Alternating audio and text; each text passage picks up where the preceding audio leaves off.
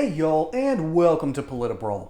My name is Brian, and Claudia Tenney does not let Jennifer Granholm off the hook because she has caught her committing perjury, and she forces Granholm's feet to the fire here. Let's go. The DOE's ethical rules, or federal employee ethics laws, provide that, quote, public service is a public trust. Employees must place loyalty to the Constitution, the laws, and ethical principles above gain, as I cited in the ethical principles that are part of your own department. Do you believe that any Department of Energy or other federal employee violating this rule should resign or be removed from office for this position? First of all, let me say that we take ethics. That's a yes or no question. Do you think if someone violates the ethical laws set forth in this, that you said you signed a statement, an ethical statement that you would comply with the laws? Do you think that a DOE employee or other federal employee who violates these laws should step down from that position? That's a yes or no? If they violate the ethics laws set forth, I understand what you're trying to do well, here. I'm asking you a specific question. Okay, so you're not going to answer the question. You have made a number of allegations that I feel I've put against me personally. This is my time, Mr. I know, Chairman. but you've made these out there, and I feel it is important to Let me just tell you, this is what you did not answer the yes or no question. You obviously believe that it's okay to violate the ethics rules. Of course, I do not believe it's okay to violate ethics laws, nor does anyone else in the Department of Energy.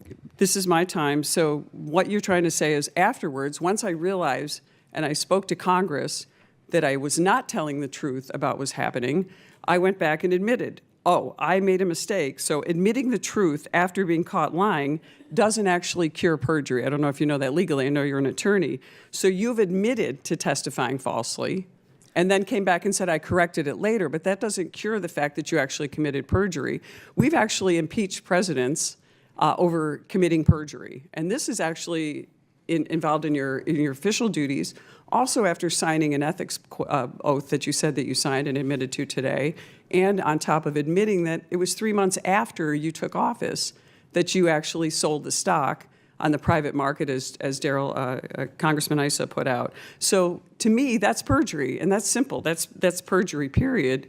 Why should you not resign, or why should we not consider some kind of impeachment inquiry into you for your perjury charges? We've done that with presidents of the United States in the past. Number one, I made a mistake when I testified saying that I had sold all stock. I honestly thought we had. So wait a minute. I was wrong. So I'll reclaim my time. You're a lawyer. You know that perjury, you cannot go back and say I made a mistake. Perjury exists when you give a false statement under oath, which you did. Did you not? No, I did not intentionally. I thought we had divested of all stocks. We had divested of all. This is the colossal ego of this administration that people and the American people are frustrated with. You serve the American people. You don't serve President Biden. You don't serve a special interest. You serve the American people. Of course. We would appreciate you coming forward on this. I am coming forward if you would let me explain. Look, appointees with lesser conflicts, honestly, would have withdrawn their nomination or they would resign from office. She's right. Tenney is absolutely right here. We should, on one hand, consider grace. This was a clear mistake. Jennifer Granholm sold off most of her stock, forgot that she had a few in her corner, and then about 3 months in realized, oh crap, I forgot about this. It's like turning in an assignment a little bit late, which means that under a normal world, we should consider her just behind and say, you know what, we'll slap a fine on it, or tap you on the head and say, okay, but you've got a shorter leash now. Unfortunately, that's not the political world that has been created.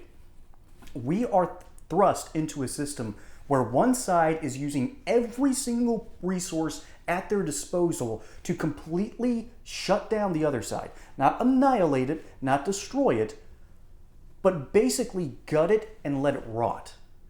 Democrats have been using lawfare not just against President Trump, but they have started going line by line all over the place against opponents who they deem, deplorable, for instance. Hey y'all, this is a shout out to my friends over at Colonial Metals Group, where CEO Paul Stone and his expert associates fully understand the gravity of our current situation and want to protect your wealth backed by gold, silver, and other precious metals. Folks, we are in an era of record inflation. We have a Congress that won't stop spending, and a president who doesn't even know what planet he's on. That's how bad the situation is, and that's why I'm partnering with Colonial Metals Group. And if you have a first-time account with these fine upstanding people, you will receive up to $7,500 worth of silver, a nice old safe to keep all the good stuff in. You will get Roth IRA accounts for free backed by gold and silver, and insurance and warranty on these items for 5 years, all for free. So call the number below or check out the link in the description and let CEO Paul Stone and his expert team help you now, because your wealth might evaporate before your very eyes. Protect your wealth, protect your family, protect your future with Colonial Metals Group today. Now, back to regularly scheduled programming. You know what? I'm going to go back in history with two different examples. One would be the Democrat persecution of Sarah Palin. Sarah Palin, while she was governor of Alaska, magically found herself embroiled in multiple lawsuits. And it took up all of her time and energy to the point where she just threw up her hands and said, I can't do this anymore. I can't be governor and deal with this legal nonsense. She chose her family. She chose to deal with the legal nonsense. That way the government of Alaska could at least still keep going. And at the time, as a judgmental little snot-nosed kid that I was, I thought that this was a cowardly move. Now that I'm older and I'm looking at prospects of family, I kind of understand the move. And thus also understanding that if Alaska is able to go on without the current governor, they can easily replace, move things up the chain, things continue to work out better. That's the smart decision. That's when resignation should be considered. Compare that to perjury, however. Perjury is basically when you give false testimony. Now, in this case, Granholm, she simply made a mistake. Now, Tinny doesn't let her off the hook for that because we impeached Bill Clinton, and rightly so, for lying about his affair with Monica Lewinsky. When you hold Congress in contempt, you're saying that you don't respect an entire branch of government. Folks, perjury was warranted there, and I am actually shocked to this day that Bill Clinton was not impeached. He wasn't impeached because public opinion then was a little bit more lenient. They thought, okay, this is weird, but this isn't the big deal we think it is. Legally, on the other hand, there's a commandment, thou shalt not bear false witness against thy neighbor. That's what perjury essentially is. And if you want to go back to the laws of our country and the origins of them, you can't deny that the Ten Commandments didn't have an impact. You cannot deny this. And thus, something as simple as bearing false witness should be highly considered to be not just spurious, but destructive to a legal system. So the question ultimately is, what should be done about Granholm? Should she be allowed to keep her position? I think she should. Not because she deserves a second chance, not exactly, but because there needs to be an inquiry out about it. She needs to be upfront and forward with it. And then when the committee comes back and gives its decision, it should be respected. See, we keep forgiving politicians for very weird reasons.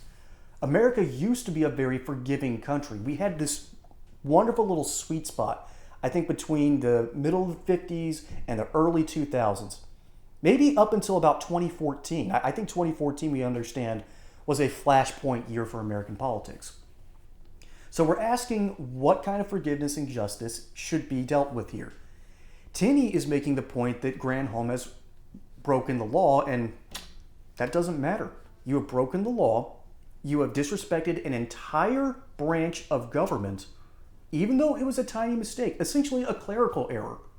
There must be some recompense done. So I believe that at the very least, a wholehearted apology and an investigation should go on. But you know what? Let me know what you think down in the comments below. What do you think the punishment for this perjury should be? And ask yourself, what kind of ways do we really need to start dealing with politicians who do not care about our laws? We've seen this with the Biden administration, just flagrantly throwing weird laws out the books.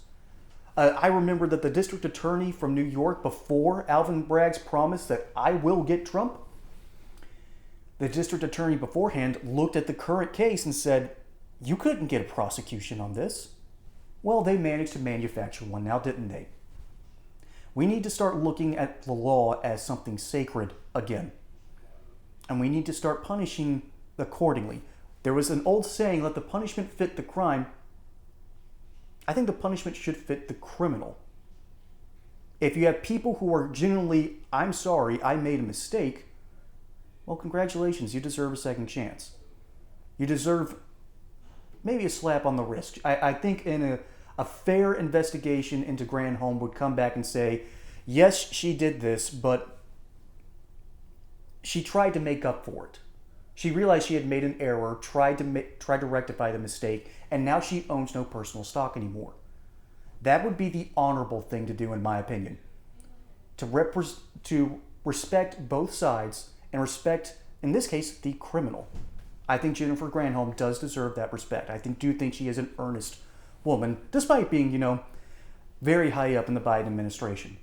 But those are my thoughts. Let me know down in your comments below. Do you agree with Tinney? Do you think I have a point? Or do you think that Granholm should be let off scot-free or should even be behind bars? Let me know down in the comments below. My name is Brian. Hope you enjoyed this segment here on Politibrawl. Catch you on the next one. Don't forget to like and subscribe. And until then, y'all have a good one.